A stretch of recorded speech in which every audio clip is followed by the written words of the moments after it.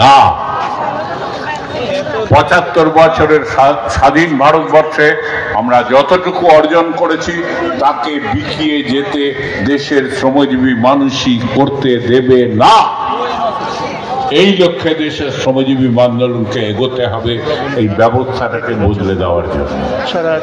আমরা সম্মেলনে এই বিষয়গুলো নিয়ে আলোচনা করব সমস্ত কর্নার থেকে। আর এই সম্মেলনে আলোচনা নির্বিশেষে সবচেয়ে বেশি জীবনী শক্তি যোগাবে সমস্ত আজকের সমাবেশ।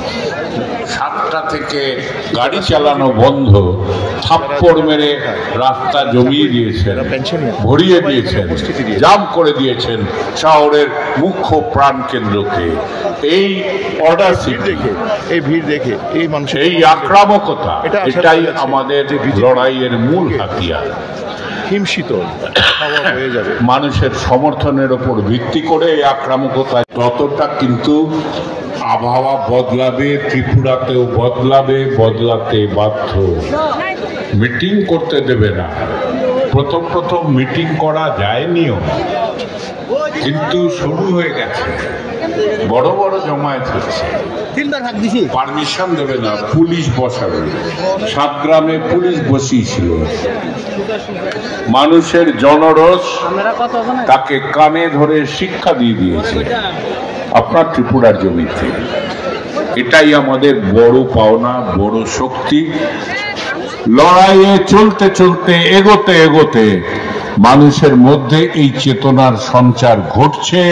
আমরা জিতব, আমরা লড়াই করব জেতার জন্য, আর ফাইনালি জিতব, এই আত্মবিশ্বাস নিয়ে রাজ্যের শ্রমজীবী মানুষকে সবচেয়ে একটা ঘৃণ্য নারকীয় শাসন ব্যবস্থাকে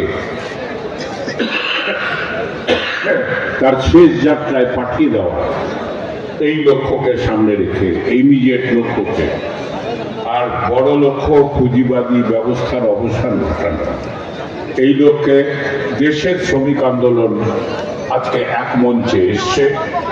CI2 তাতে অগ্রণী ভূমিকা নিয়েছে সবাইকে এক মঞ্চে নিয়ে আসার এই বিষয়ে।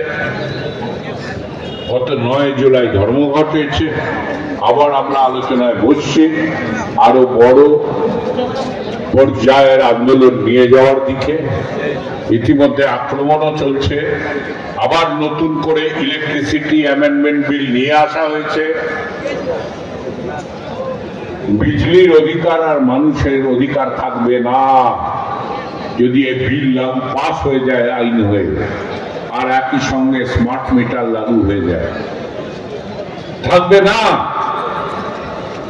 আর বিজলির অধিকার যদি না থাকে, আজকের জনজীবনে কি ভয়ঙ্কর চেহারা নেমে আসবে আপনারা আন্দাজ করতে পারছেন।